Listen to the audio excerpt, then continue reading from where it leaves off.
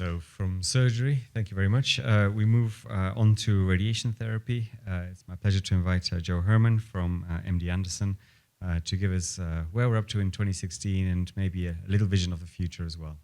Thanks, Joe.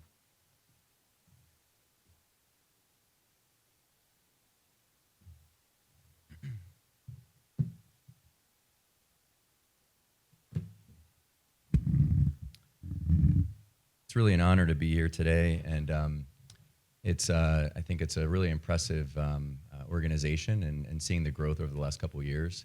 And I really want to thank the organizers for the opportunity, specifically Lauren Rosati, who about 4 years ago actually treated her father, and from that really met her, got to know her pretty well, and at the time she was just graduating from college and looking for a job. I was looking for someone to help out with manuscript preparations and review, and she agreed to work with me, and over the past 4 years has been extremely helpful, an amazing individual, and I think she's been, so I just want to give a shout out for her and what she's been able to do, and I think that what she has been able to do for the organization alongside with many other individuals that are in this room, it's really impressive. And I would consider myself to be a little bit of a convert. I've treated cholangiocarcinoma patients for a long time, but my research has primarily been in pancreatic cancer. But I am definitely I'm converging over to, I really think that this is an area where we can make a huge difference.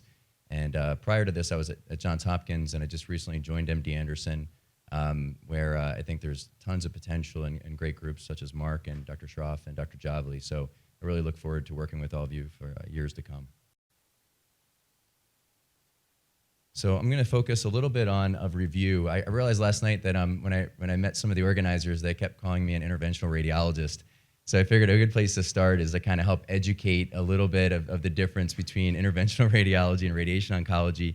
And it is confusing, and I think it's important to kind of talk. And since there isn't an interventional radiologist at the meeting here today, I'm going to give a little bit of an overview of the technologies, because I think it's important when making decisions that you do weigh all the different options. Talk a little bit about the anatomy, review of liver-directed therapies. Going to talk mainly about radiation therapy technologies and a lot of the advances that have occurred over the last couple of years, and combinations with radiation therapy. I have a table to compare the modalities a bit. Then finally, just a brief overview of the recommendations. So I think one thing that's really important is there's not really, for a lot of what we treat, there's not a true standard of care. And I think that's because we don't have enough data. It's not like breast cancer or prostate cancer where we have years and tons of data with really large power analyses to be able to make these treatment decisions. And I think the one problem with this field right now is that a lot of times it's who the patient sees first is how these patients are managed. And I think it's okay, but I think that we can make a major difference if we work together in tandem to make these decisions. And I think multidisciplinary cancer clinics or at least tumor boards are important for this reason. There's a lot of reasons why. If you can get a one-stop shop where the patient can come in and see all of us at the same time, I think that's a huge benefit. It improves coordination and collaboration, education, administration in terms of just coordinating care. And then I think also it provides an opportunity for convergence of research ideas. So I know a lot about radiation. I don't know a lot about transplant. I just learned a lot from a great presentation. But I think that if we're meeting regularly every week, we can learn a lot from each other. And then I think that there's a huge opportunity for translational research, and we're just now starting to touch the surface of that. And here's just a very easy way of looking at it. If you see right here, this is kind of a standard patient. This is for pancreas, but just to show you, typically the patient will present, they'll see either a surgeon or a medical oncologist, and then they get additional imaging, and then it takes weeks before they actually start treatment. Whereas if we see the patient in one day, we all discuss the case, and then the patient goes down the right path. And this is an example of one that we had at Hopkins, where we would actually see about 13 patients in one afternoon. We would do a rapid fire where we discuss the case, come up with a treatment option, and then that way we would go see the patient, and the patient would have a consensus plan moving forward. So with regards to radiation therapy, it's really emerging a bit, but I think a lot of people aren't aware of what radiation can actually do in this disease because the technology has grown so rapidly. Historically, radiation has mainly been given with 5-FU over 6 weeks in the adjuvant setting for distal cholangiocarcinoma, and I think we can all agree that's a relative standard, and we'll talk a little bit more about that in a couple minutes. Historically, radiotherapy has played a minor role in the treatment of intrahepatic and hilar cholangiocarcinoma. Part of this stems from the older radiation technology, and I know Mark just mentioned 45 gray is a big dose, and when you're treating big fields, it is. When you're treating a very small field, actually, it's really not enough. And I think that's the thing with this disease is historically we were only being able to get to about 50 gray of radiation, and a gray is essentially joules of energy deposited per kilogram of tissue. But if we're only getting to 50 gray, we're not going to be very effective at controlling this disease or helping our surgeons get a margin negative resection. So through improvements in technology that I'm going to talk about, we can now get to a higher dose and really make some improvements in the way we treat these patients. So as discussed a little bit with the anatomy, the way I like to think about it is if you look at extrahepatic or distal cholangiocarcinoma, a lot of these are treated very similarly to pancreatic cancer. What's a little bit interesting is that with pancreatic cancer, we have now moved to giving a lot more upfront neoadjuvant therapy. Typically, we'll give at least 6 months of chemo, then radiation, and then surgery. In this disease, it's still primarily adjuvant, but I think that maybe we may be emerging in that direction. In addition to that, for hilar, as mentioned, transplant and/or surgery are the standard of care, and then intrahepatic cholangio is very rare, but as discussed, I think multimodality therapy is important. So the first thing it's important is to understand the disease is the anatomy, and as a radiation oncologist, I'm not going to pretend to know it as well as my surgical colleagues, but I think that we as radiation oncologists and medical oncologists have to better understand the anatomy, and most importantly is we have to speak the same language. And I think this is important to just show that although there's no anatomical borders between these subsections, as we discuss how we're going to manage these patients, it's important that we discuss where it is, how it's located, is it involving vessels, because a lot of these patients are going to receive multiple different treatments, so we have to make sure that we're able to identify the roadmap, per se, of where these tumors are located and what's going on. And I like this picture a lot because it shows sort of how scary the environment is. And they say from a real estate perspective, location, okay? So just to show you a picture, this is obviously the liver right here, and we talked about the segments that are important. This is the heart right here. This is the stomach, the pancreas, and then pancreas right here. You have the portal vein and obviously the bile duct here, and then you have the duodenum and the gallbladder. So it's very important to be mindful that when we're using radiation is what's close by. And I think this is important that if when you're seeing a radiation oncologist or working with a radiation oncologist, make sure that they're being aware of these things. So if you're treating a tumor in segment 2, you have to know that you might get dosed to the stomach and you can cause an ulcer. If you're treating a tumor over here in segment 8, you might be actually getting a rib and you can cause a rib fracture. So just being mindful of those types of things as we treat our patients. So from a management perspective, again, I think a nice way to kind of think about it in a multidisciplinary discussion is it resectable or unresectable? So again, for stage 1, ideally resection, liver transplant, or maybe if it's a patient that has a lot of comorbidities or is not a surgical candidate, then local ablation is important, and we'll talk about that in a minute.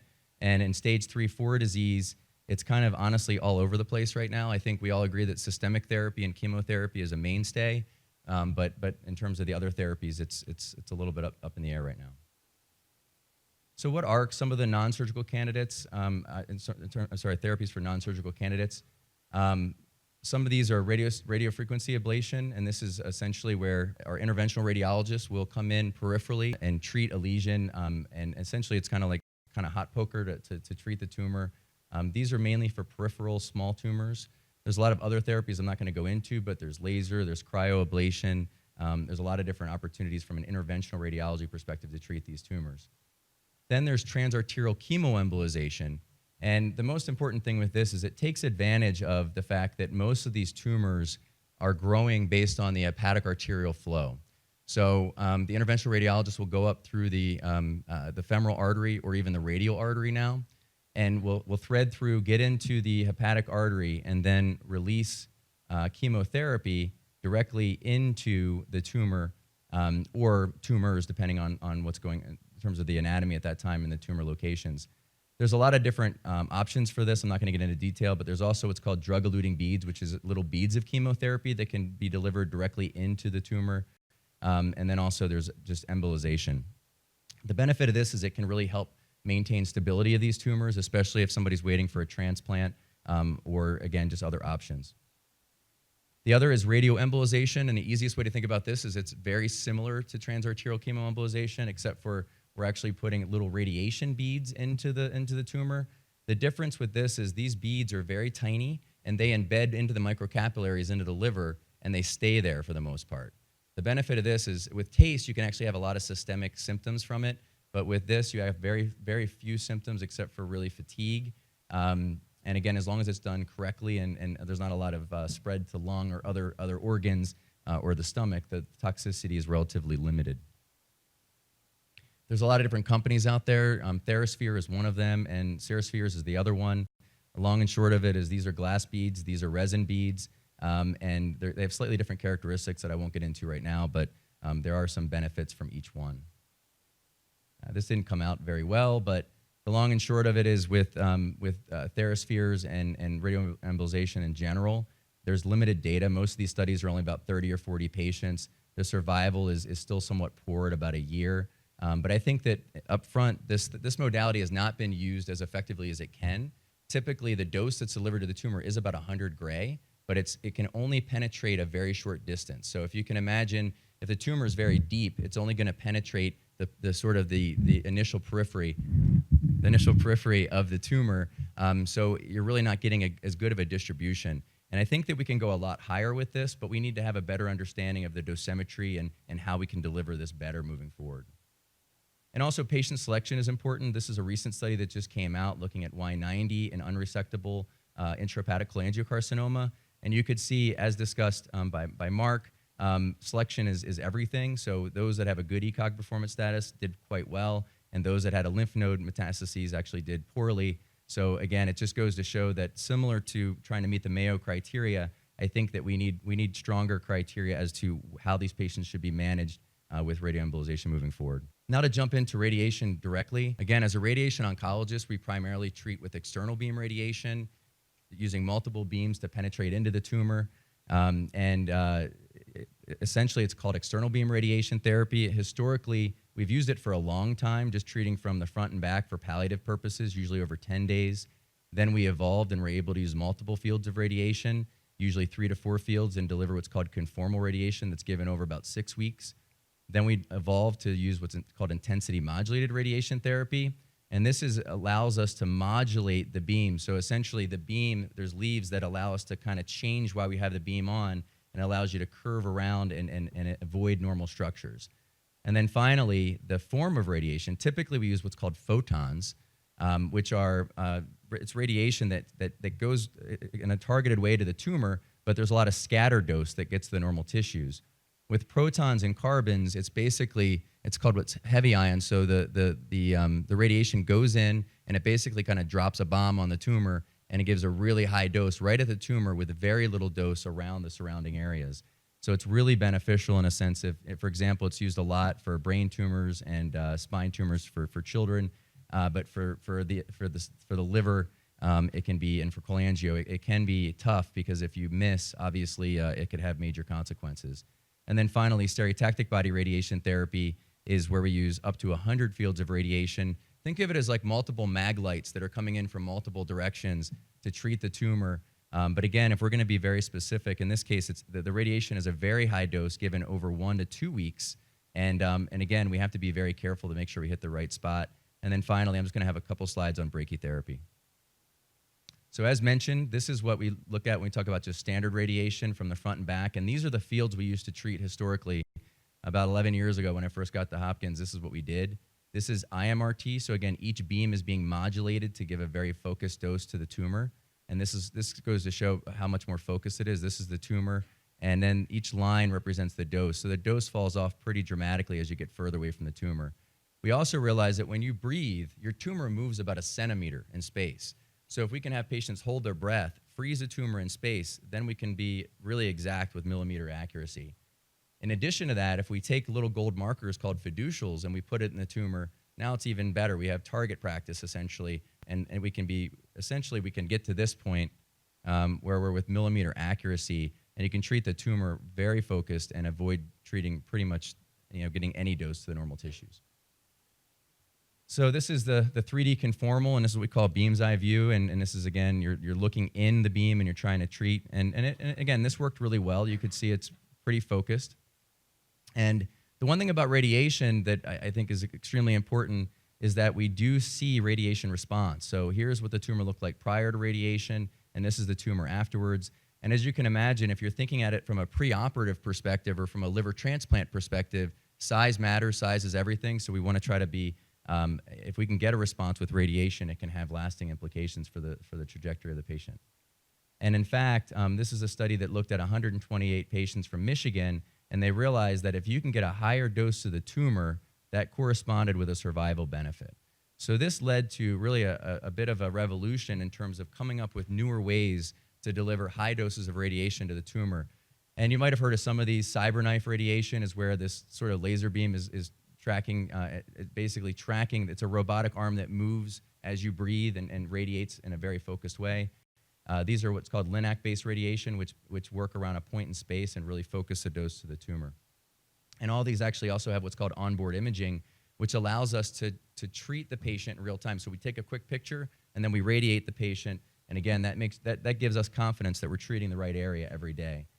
So now we actually can do really focused radiation. This is an example where the tumor itself is getting a much higher dose of radiation, and then the periphery, which is just the nodal areas, which doesn't need to receive as high of a dose, gets a slightly lower dose of radiation. So this allows us, again, to focus, and obviously the tighter we are, the less toxicity this patient will have. With protons, there's, again, like I said, it's a benefit in a sense that it comes in, here's just 2 beams of radiation, and this area here gets a really low dose of radiation. This gets a really high dose of radiation. The problem is you can't steer it as well. So you could see that here's bow, and it is actually getting some dose of radiation. So proton's very beneficial if there's no tumors close by, but it's not as beneficial if there's normal tissues close by. And this is a good example of proton radiation to a peripheral lesion, really high dose, almost no dose to the normal liver. And this is IMRT, where you can see some scatter dose, although it allows you to treat a little bit more effectively. So there's been a lot of work by Chris Crane and Eugene Coy.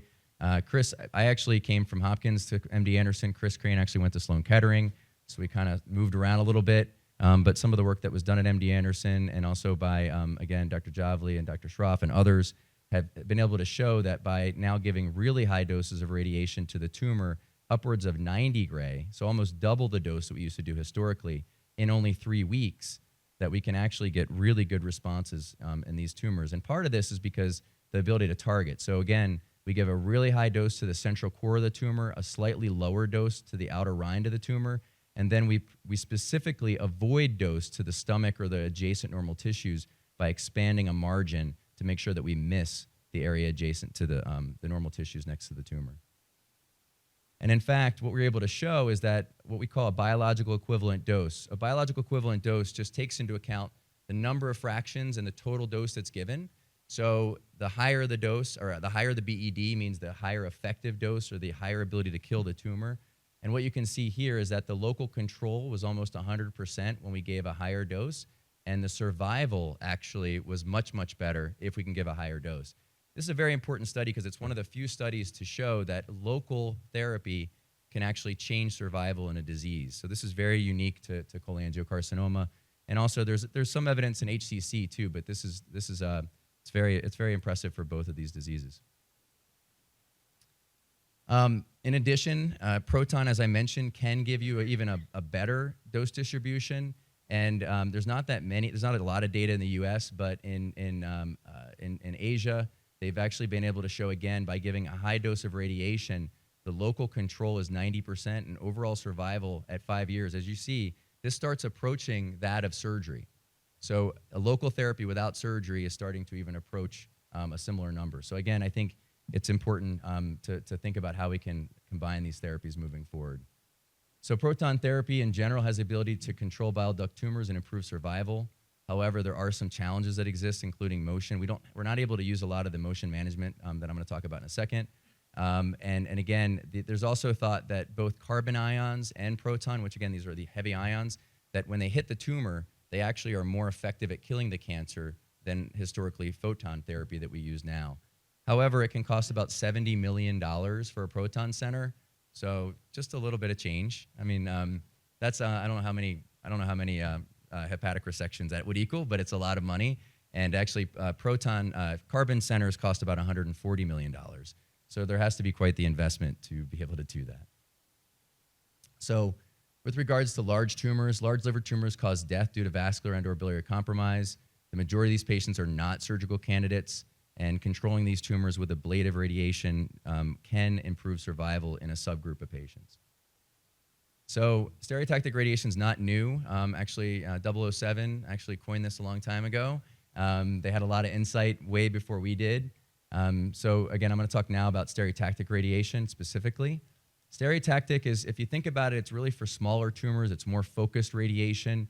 It can be delivered in 1 day or 5 days. So the other therapies we talked about were 15 days or 6 weeks. This can be done in 1 to 5 days. Patients must have adequate liver reserve. And there's a lot of radiation dosimetry that goes into this. And since there's not, do we have any radiation oncologists in the room at all? One. Hey, how you doing? Way in the back, of course. How you doing? So, you know, in detail, it requires some skill and some practice. Let's just leave it at that. Again, it's important to really look at the whole person. We have to always take into account liver reserve. So just like the surgeon does, the surgeon's going to look at the normal liver. Is there cirrhosis? How much chemo have they gotten?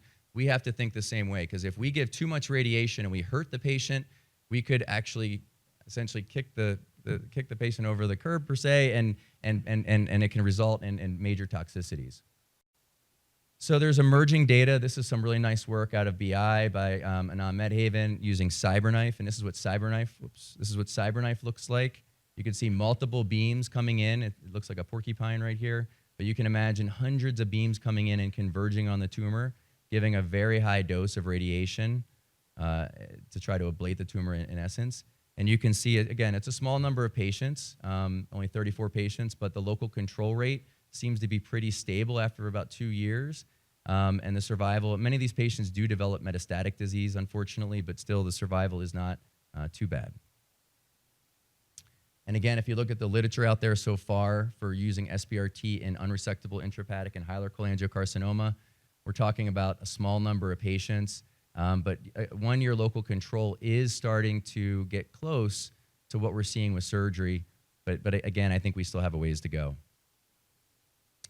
I want to remind the oncologists in the room to also think about radiation in metastatic disease. So as mentioned, with intrahepatic cholangiocarcinoma, there are a lot of satellite lesions.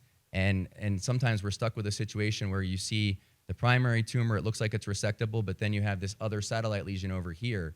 And I think working as a team and saying, well, maybe we could do stereotactic or RFA or Therasphere or something to this lesion and then resect this lesion in concordance with chemotherapy, et cetera. I think that just keeping in mind that for metastatic lesions, it can be very helpful. And there's been a number of studies that have looked at this and shown, again, very good local control rates for metastatic lesions in several different malignancies. So SBRT is able to achieve excellent local control with low toxicity, and the real benefit of this is that patients can fly into a center that has a lot of experience with this, get 5 days of treatment and go home, or even less, 3 to 5 treatments. So again, I think it's a really nice option for patients.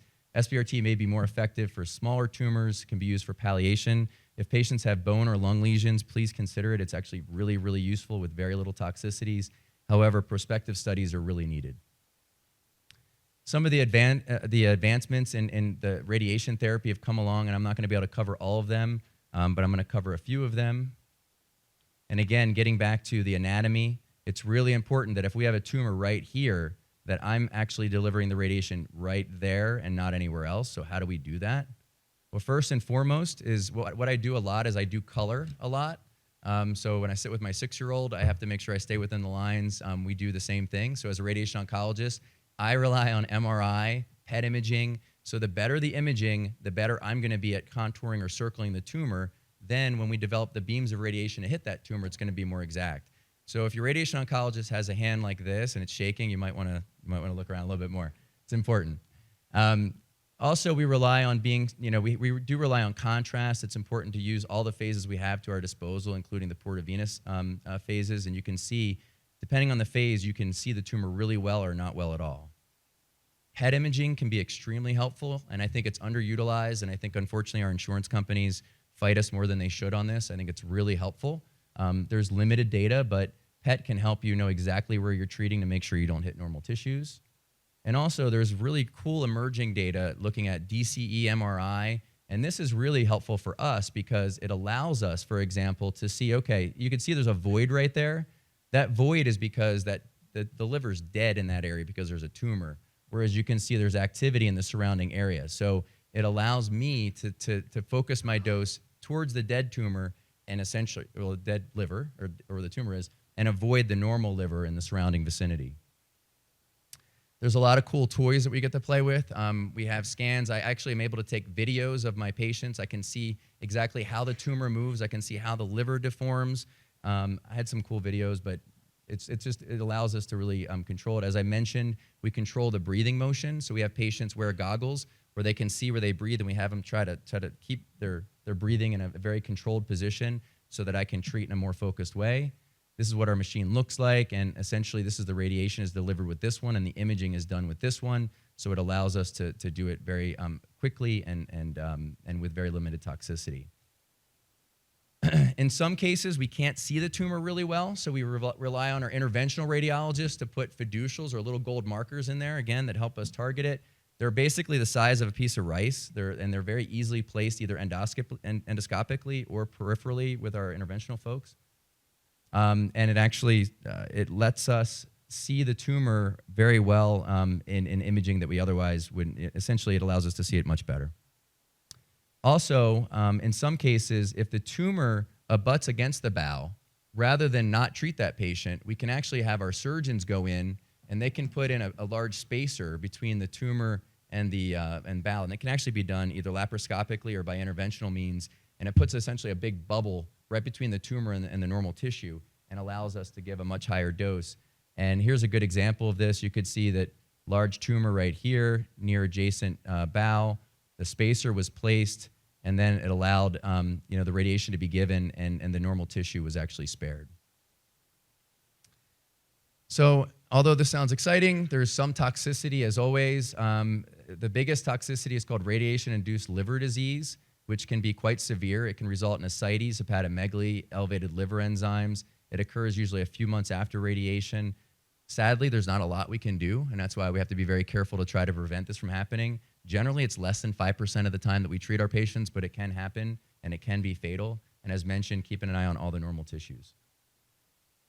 Also, if we treat lesions that are central, it can be, there's a lot of, again, a lot of real estate in this area, so it's easier for us to treat tumors in the periphery than it is centrally.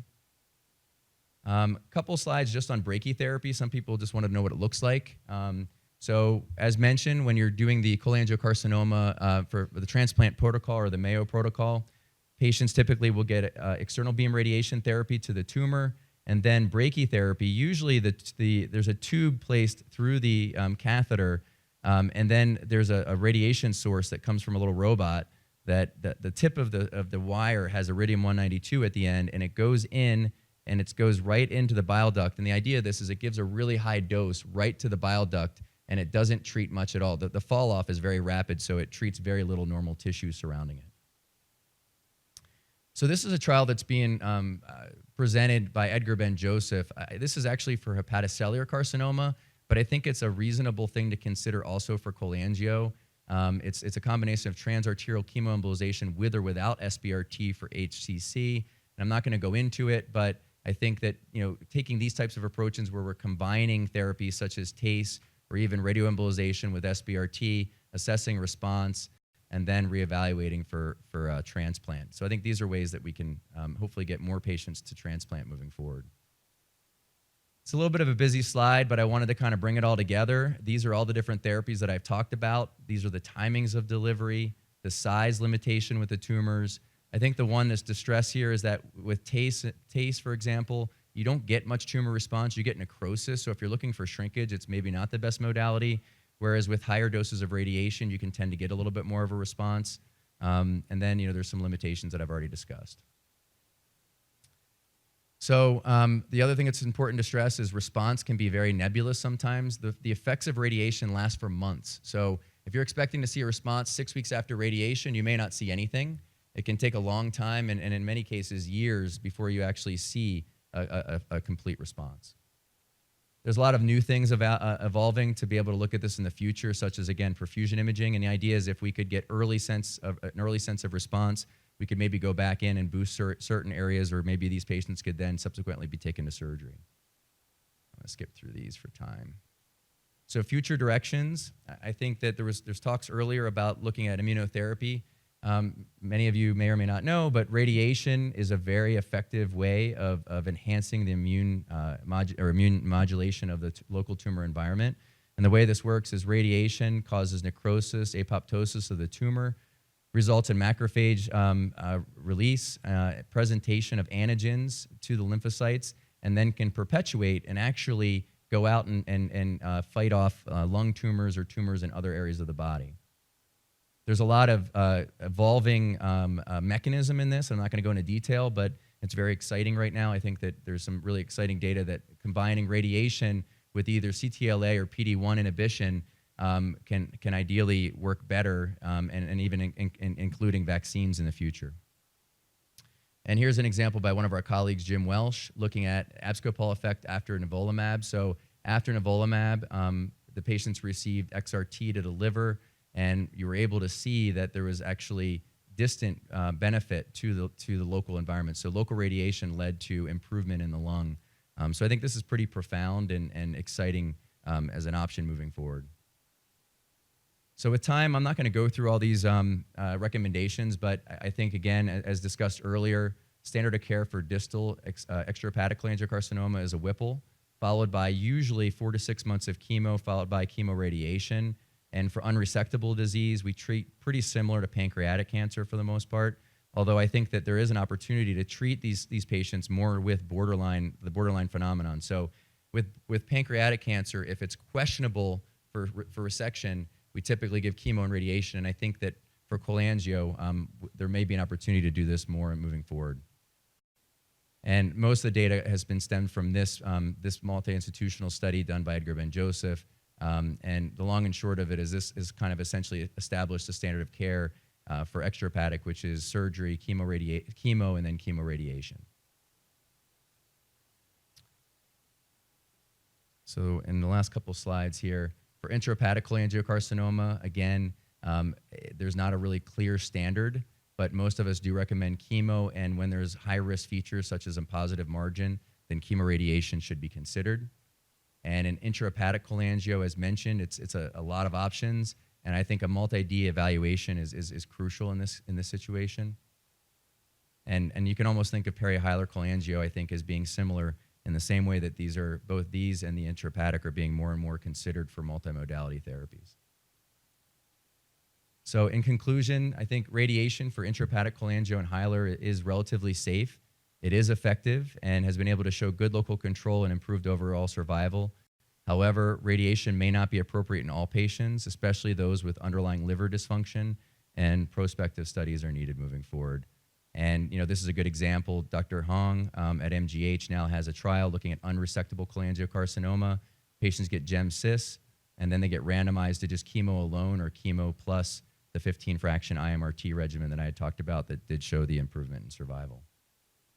So again, the final slide here is we're going to have a lot of these cases where there's different tumors, and I think working together to give a combination of therapy to try to move towards cure is crucial. And that would be, for example, resection of maybe these, and then local therapy here, and then a combination of chemotherapy and immune therapy.